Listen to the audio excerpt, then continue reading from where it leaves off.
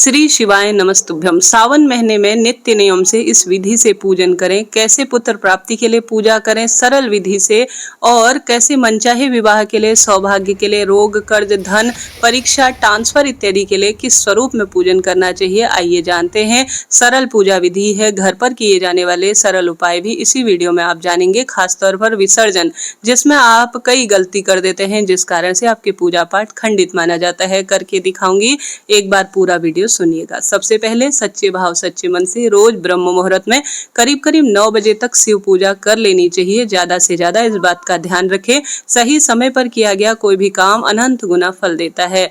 आपके घर पर छोटा सा शिवलिंग होना चाहिए। इसी शिवलिंग में संपूर्ण शिव परिवार विराजमान है, जो जलाधारी है, अर्थात जहां से शिवलिंग से जल बहता है वह उत्तर दिशा की ओर होना चाहिए। इस बात का ध्यान रखें।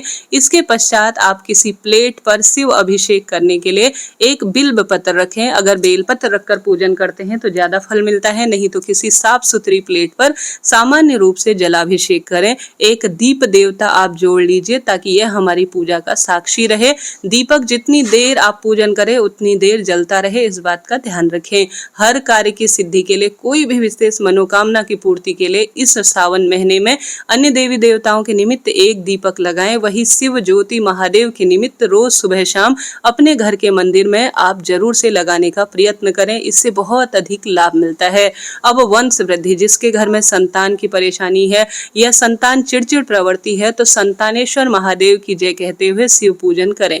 कच्चे दूध गौ माता का आप रोज नियम से शिवलिंग पर संतानेश्वर महादेव की जय कहते हुए शिव अभिषेक करते हैं, और उस जल को और उस दूध को जो शिवलिंग पर चढ़ा हुआ है उसे ग्रहण करते हैं, तो महादेव निश्चित रूप से संतान देते हैं। तो नियम बांध लीजिए। रोज नहीं कर सकते तो मासिक शिवरात्रि, प्रदोष, मंगला गौरी, सोमवार व्रत में तो शिवलिंग पर गौ माता का कच्चा दूध जरूर से चढ़ाएं, और शिवलिंग पर चढ़ा हुआ जल और दूध आप थोड़ा सा ग्रहण जरूर करें। संतानेश्वर महादेव की कृपा से संतान होगी ही। इसके साथ साथ आप सभी अभिषेक कैसे करें। सबसे पहले हमेशा एक लोटा लीजिए जल का, उसमें गंगा जल डालें, फिर शुद्ध जल से उसे भरें, तो यह संपूर्ण जल गंगा जल मिश्रित जल हो जाता है। सबसे पहले गंगा जल मिश्रित जल से रोज शिव का अभिषेक करें। गंगा जल शिवलिंग पर चढ़ाने से पितृदोष मिटता है और सारे काम नवग्रहों से संबंधित स्वयं ही सिद्ध हो जाते हैं। सबसे पहले शुद्ध गंगा जल से अभिषेक, फिर पंचामृत, दूध, दही, घी, शक्कर, शहद, चाहे तो अलग अलग बर्तनों में करें, नहीं तो आप देख पा रहे होंगे एक में ही मैंने पूरा संपूर्ण पंचामृत बनाया है, उससे अभिषेक करें। उसके बाद हमेशा शुद्ध जल से अभिषेक करना चाहिए। 3 बार यह प्रक्रिया, अर्थात सबसे पहले शुद्ध जल, फिर पंचामृत, फिर शुद्ध जल से अभिषेक कराना शिव पूजा को सार्थक करता है। अब 5 स्थान शिवलिंग पर आप जानते होंगे कहाँ कहाँ पर है। उन 5 स्थानों पर जल चढ़ाने के बाद उन 5 स्थानों पर चंदन जरूर से ही लगाएं। उसके बाद आप वस्त्र रूपी कलावा यज्ञोपवीत समर्पित करें शिवलिंग पर और त्रिपुंड बनाएं। तत्पश्चात आप सभी बिल्व पत्र पर चंदन लगाकर इस तरह से शिवलिंग पर, जैसे चिकना वाला हिस्सा होता है, इसे शिवलिंग पर चढ़ाएं। जिस तरह से हवन होता है ना, शास्त्रों में लिखा गया है, उस तरह से अगर शिवलिंग पर चढ़ाया जाए बेलपत्र तो बहुत अच्छा होता है। नहीं तो सामान्य तरीके से आप बेलपत्र शिवलिंग पर चढ़ाएं। बेलपत्र व्रत के दिन न तोड़ें। शिवलिंग पर चढ़ाई गई बेलपत्र कई बार काम में आ सकती है। शमी का पत्ता, दुर्वा घास, ये सब चीजें शिवलिंग पर चढ़ाएं। साथ के साथ आप विशेष तौर पर जो सफेद फूल होते हैं वह भोले बाबा को बहुत प्रिय हैं, इन सब चीजों को चढ़ाएं। शमी पत्ता चढ़ाने से शनि, राहु और जौ चढ़ाने से पितृदोष समाप्त होता है, और सदा सर्वदा ट्रांसफर की परीक्षा या शारीरिक कोई रोग है, जौ, काले तिल, इनसे बहुत दूर होते हैं। साथ ही शमी पत्ता चढ़ाने से भी और धतूरा चढ़ाने से भी जीवन में जो कांटे हैं, जो हर स्वरूप में तंग करते हैं, उनका निदान होता है। भस्म हर स्वरूप में सुख देती है, धन संपदा देती है, स्वयं का मकान देती है। जैसे महादेव को स्वर्ण चांदी प्रिय नहीं है, कोई आभूषण नहीं, उन्हें सिर्फ भस्म प्रिय है, तो शिवलिंग पर आप सावन महीने में भस्म जरूर चढ़ाएं। सब मनोकामना इससे पूर्ण हो जाती है। इसके बाद हम लौंग, इलायची भी महादेव के शिवलिंग पर समर्पित करेंगे। इससे अकाल मृत्यु, भय इत्यादि जो अन्य तरह की टेंशन है वह दूर होती है और शत्रु बाधा से मुक्ति मिलती है। अगर इनमें से 1-2 चीज भी मिल जाए तो बहुत उत्तम है, नहीं तो ये कोई कठिन नहीं है। एक बार आप लाकर घर पर छोटे छोटे डब्बों में बनाकर रखें और रोज घर के मंदिर में इन्हें चढ़ाएं। कामना सिद्ध होगी जी। जो चाहेंगे आप सावन महीने में इन्हें शिवलिंग पर चढ़ाने से प्राप्त कर सकते हैं। कुछ दक्षिणा जरूर रखें शिव पूजा में। बाद में जब सावन का अंतिम महीना हो, या रोज किसी गौशाला में या पंडित जी को इन्हें या किसी मंदिर में दान देते हैं तो उत्तम होता है। इसके साथ ही महादेव को रोज मौसमी फल, जो भी आपके पास फल हो, सामान्य मिश्री ही सही, रोज भोग प्रसाद रूप में आप घर के मंदिर में प्रसाद स्वरूप समर्पित करें। इसके पश्चात शिव चालीसा, सावन महत्म या शिव महापुराण या श्री शिवाय नमस्तुभ्यम महामंत्र की एक माला का यहाँ पर बैठकर आप जप करें, लाभ होगा। इसके साथ साथ आप एक दूसरा दीपक कपूर की आरती जरूर करें घर में सुख समृद्धि के लिए।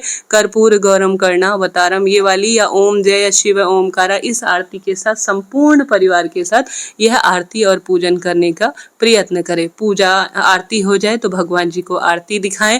एक जल का लोटा लेकर अग्नि में से 3 बार आप जल का लोटा घुमाकर धरती पर छोड़ें। इसे अग्नि शीतलीकरण कहा जाता है।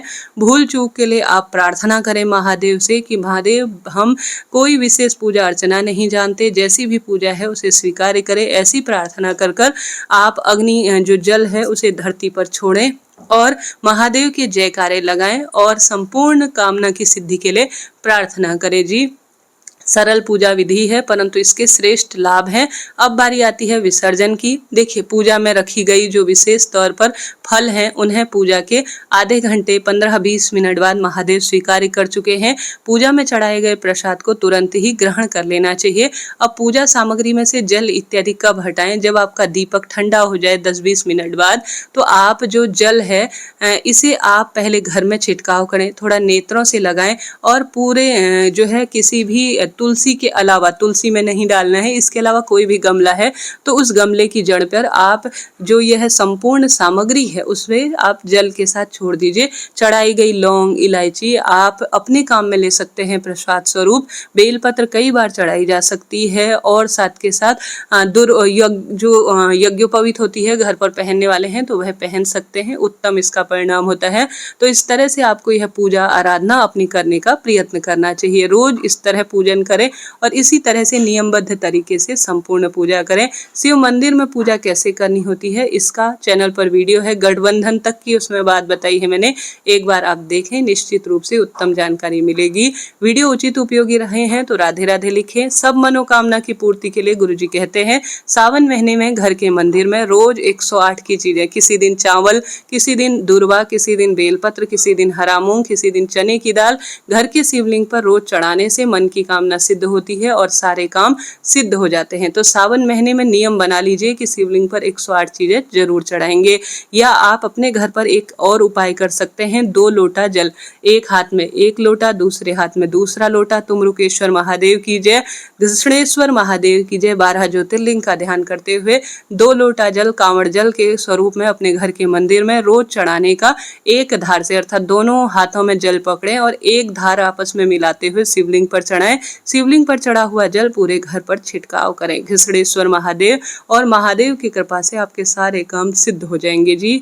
हर हर महादेव।